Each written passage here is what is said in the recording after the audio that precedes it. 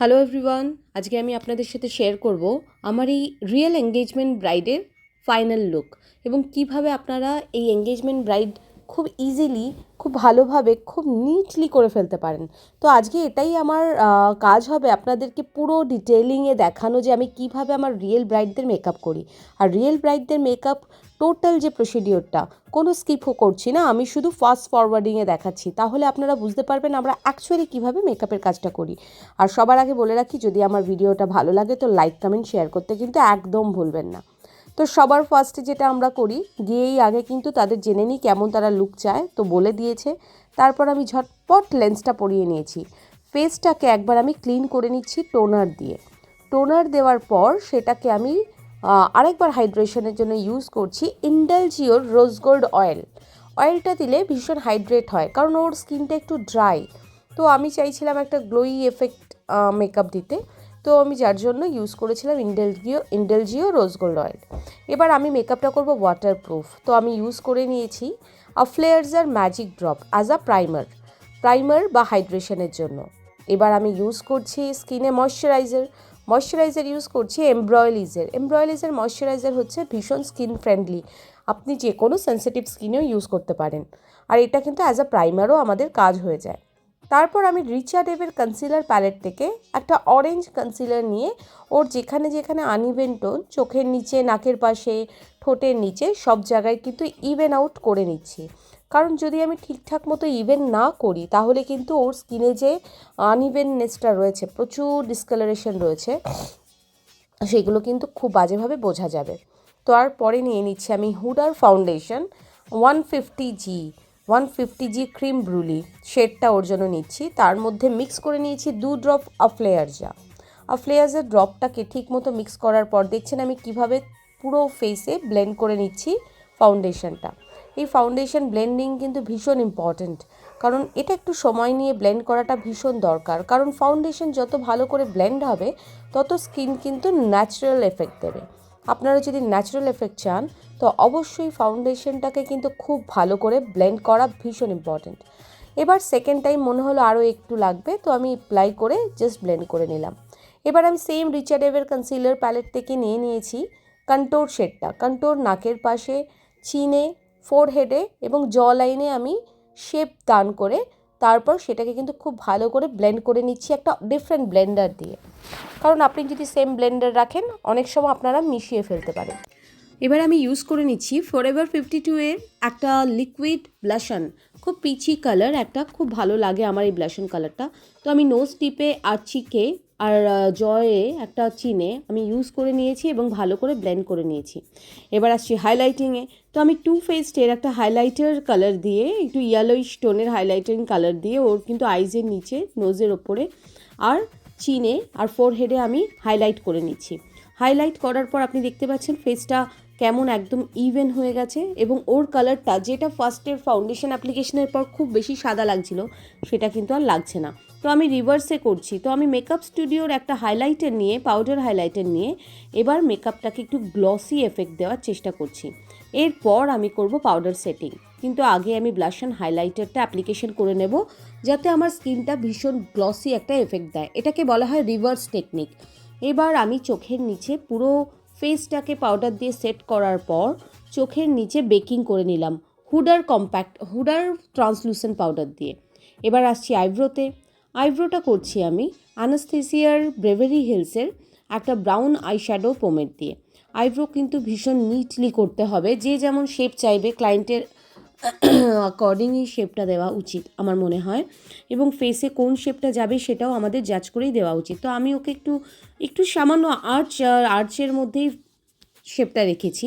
এবার এটাকে কিন্তু খুব ভালো করে ড্র করে নেওয়ার পর একটা ফ্ল্যাট ব্রাশ দিয়ে আমি কিন্তু করে নিচ্ছি কনসিল, এবং সবথেকে বেশি বড় কথা কনসিল করছি কিন্তু একটা লাইট কালারের কনসিলার দিয়ে। চোখের বেসটাও আমি লাইট কালারের কনসিলার দিয়ে করে নিচ্ছি।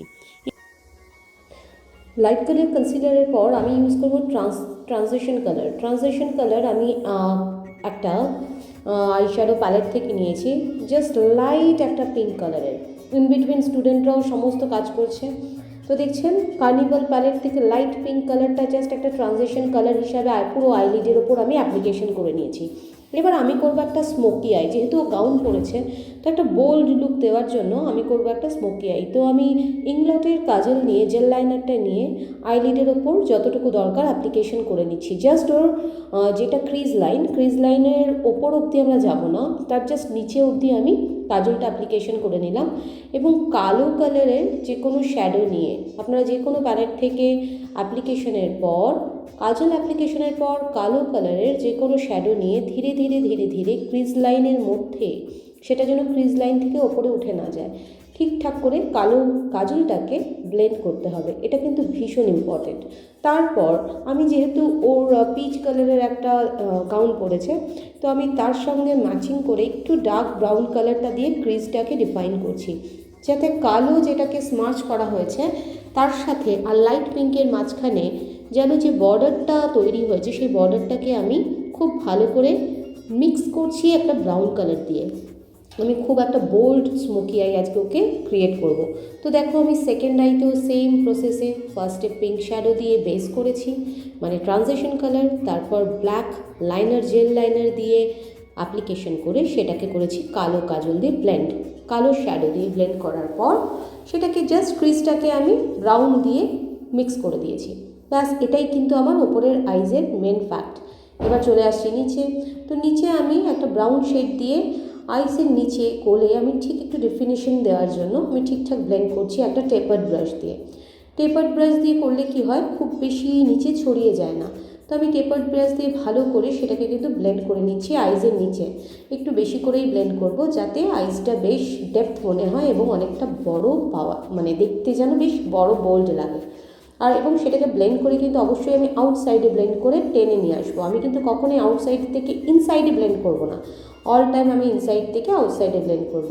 আমি কাজ করতে করতে আমার স্টুডেন্টদের কাজগুলোকে একটু দেখিয়ে দিচ্ছি, যেহেতু ক্লায়েন্টের কাজ, সবাই আমরা টিমেই কাজ করি। এদিকে আমি ব্রাইডকে রেডি করছি, ওরা তার সঙ্গে গেস্ট মেকআপ যারা তাদেরকে রেডি করছে। যাই হোক, এবার আমি অ্যাপ্লিকেশন করে নিলাম একটা ল্যাশ ইউজ করেছি আমি মিঙ্ক ল্যাশেস ইউজ করলে চোখটা একটু বেশ ডেন্সিটিটা অনেক বেশি লাগে। তারপর চোখের নিচে জাস্ট কাজল অ্যাপ্লাই করে আউটার থেকে পুরো ইনার অবধি অ্যাপ্লিকেশন আমি করিনি, আউটার থেকে মিডল অবধি অ্যাপ্লিকেশন করে ধীরে ধীরে একটা পেন্সিল ব্রাশ দিয়ে সেই কাজলটাকে আমি ব্লেন্ড করে নিচ্ছি একটা ব্রাউন আইশ্যাডো দিয়ে। ব্রাউন আইশ্যাডোর পর আমি হালকা করে একটা পিঙ্ক শ্যাডো দিয়ে লাস্টে স্মার্চ করছি। হয়ে গেল আমার ডান। তারপর আমি ফেসে করব কন্ট্যুরটাকে আমি একটা পাউডার কন্ট্যুরের কালারে নিয়ে নিয়েছি, পাউডার কন্ট্যুর দিয়ে এটাকে ফিক্স করছি। অলরেডি আমি ক্রিম কন্ট্যুর করেছিলাম, এবার সেটাকে একটু শার্পেন করার জন্য আমি পাউডার কন্ট্যুরটাও করে নিচ্ছি। তো এই হচ্ছে আমার ব্রাইডের ফাইনাল আই লুক, তোমরা দেখতেই পাচ্ছ।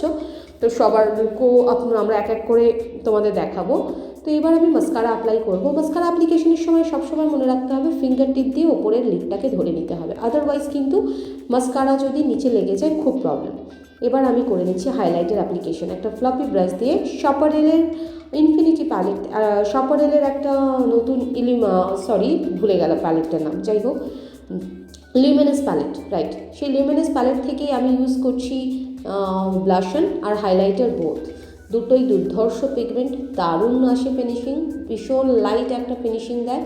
তো আমি চিকে আর নোজ টিপের ওপর কিন্তু খুব ভালো করে ব্লাশন অ্যাপ্লাই করে নিয়েছি। এবার ফিক্সিং স্প্রে দিয়ে ফিক্স করে আমি অ্যাপ্লাই করলাম হাইলাইটার।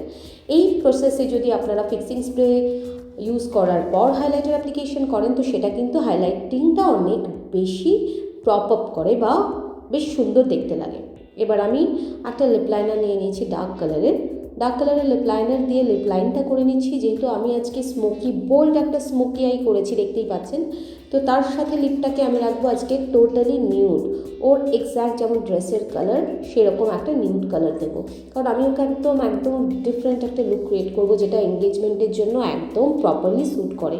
এরকম লুক আপনারা পার্টি মেকআপেও আপনারা কিন্তু ইজিলি ক্রিয়েট করতে পারেন, বা যাদের এঙ্গেজমেন্ট, যাদের ফার্স্ট অ্যানিভার্সারি, এরকম ধরনের লুক কিন্তু তাদেরকে গাউনে খুব ভালো যায়।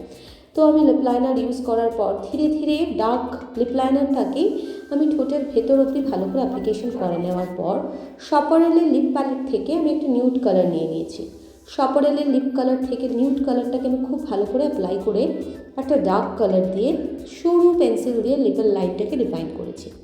তার ওপর আমি ইউজ করে নিচ্ছি একটা রিকর্ডের একটা mat lipstick, liquid mat lipstick, যাতে লিপসটা আরও বেশি সুন্দরভাবে ভাইব্রেন্ট একটা লুক আনে। দেখতেই পাচ্ছ কত সুন্দর একটা লিপ কালার এসছে, মানে ওর চোখের আই মেকআপের সাথে লিপ কালারটা টোটালি একদম কমপ্লিমেন্ট করছে। সত্যি ভালো লাগছে কিন্তু কিনা তোমরা কিন্তু আমাকে অবশ্যই জানিও, আমি কিন্তু ওয়েট করব তোমাদের কমেন্টে। আর আমি কিন্তু এরকমভাবে ভিডিও প্রচুর নিয়ে আসবো। একদম লিপ কালারটা ডানের পর কিন্তু আমি লিপে লাগিয়ে নিয়েছি সাপারেলের একটা লিপ জেল, যেটা ট্রান্সপারেন্ট জেল। এই হচ্ছে আমার ব্রাইডের ফাইনাল লুক। তোমাদের কেমন লাগলো আমাকে অবশ্যই জানিও। এরকম বহু ভিডিও, রিয়েল ব্রাইডদের ভিডিও আমি তোমাদের সাথে শেয়ার করব খুব তাড়াতাড়ি। প্রচুর ভিডিও আমার আছে অলরেডি ইউটিউবে, অনেক কিছু তোমরা শিখতে পারবে। তোমাদের সাথে এরকম ভিডিওস আমি শেয়ার করে ভীষণ আনন্দ ফিল করি। তো তোমরা যদি কমেন্ট করে জানাও তোমাদের কেমন লেগেছে বা তোমরা আরও কী কী জানতে চাও, আমি কিন্তু গ্ল্যাডলি সেটাকে জানাতে খুব খুশি হব। তো এখনকার জন্য টাটা, বাই বাই।